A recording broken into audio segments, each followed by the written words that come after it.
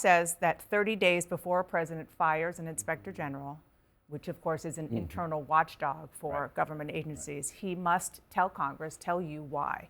That didn't happen. Yeah. He broke the law. Yeah, I think, he should have done that. But the question is it okay for him to put people in place that he thinks can carry out his agenda? Yeah. He won the election. What do you expect him to do? Just leave everybody in place in Washington before he got elected? This makes perfect sense to me. Get new people.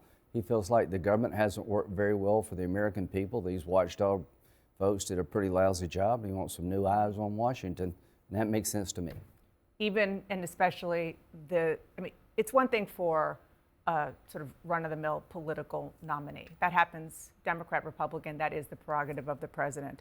And it is on the Inspector General also, but the Inspector General, as I said, this is supposed to be the person who keeps watch on things. Well, who is the keep watch on what? He wants to put people in place, including Inspector Generals, that can implement his agenda. Juan Pete Hexbeth. A lot of people believe on my side and the public in general, in the last 4 years, the military was too weak and too woke, and Pete's going to fix that. That's why he picked Pete. He thought the military was too weak, too woke, and Pete's going to fix it. That's why he chose Pete. So that's just the way it goes when you win an election. Okay, I want to move on to the pardons. Yeah. President Trump pardoned or commuted hundreds of people convicted of assaulting police in the January 6th attack on the U.S. Capitol. Put a lot of lives in danger, including yours. I want you to just look at one example, because I think this is important.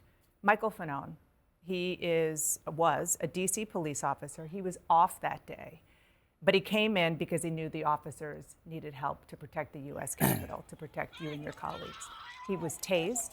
He was beaten to the point he had a heart attack. He was threatened with being shot with his own gun. He had to scream back at them, "I have kids." Now, the man who tased him, who was convicted of doing that, Daniel Rodriguez, he was sentenced in 2023 to 12 years in prison. On Monday, he was among those who got a full pardon. Yeah. Are you okay with that?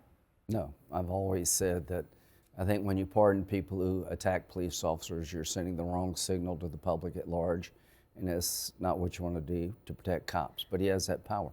Biden pardoned a guy that shot 2 FBI agents in South Dakota. The FBI was all upset about that. He pardoned half his family when he said he wouldn't. President Trump at least said, "I'm going to do this."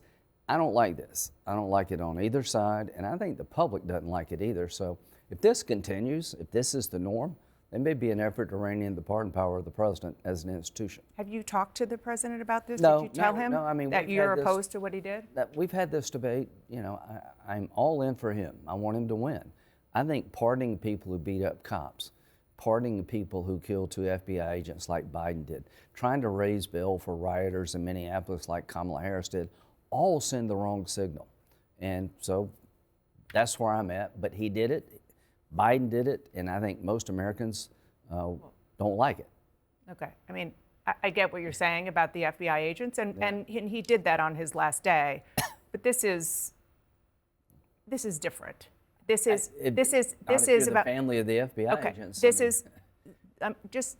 Well, I want to ask you about just the ramifications in your own words, because you have said that having a pardon of somebody who took the law into their own hands will make violence more likely. Yeah. So I do want to look forward on this question, which is if somebody was pardoned and believes, pardon me? You own it. You own it, and they believe that they can do what they want if they do it in the president's name.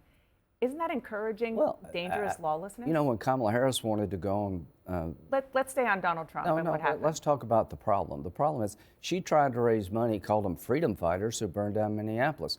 They tried to burn down the Portland courthouse. I'm asking you about this thing that I know you just want to talk about Trump, well, but I he's see it as a bigger problem. Yes, I've said clearly, I do not like it when President Trump pardoned people who beat up cops, but I didn't like it when Biden pardoned all of his family going out the door. I didn't like it when Kamala Harris tried to raise bail money for people who beat up cops and shot them in the head. I don't like any of this. Okay. What you said, he's going to own it. All of them are going to own it. Because there are people who testified, law enforcement who testified in these trials, prosecutors who are worried for their safety. Well, the public was told by Trump what he would do, and he did it. So you can't say he lied to anybody.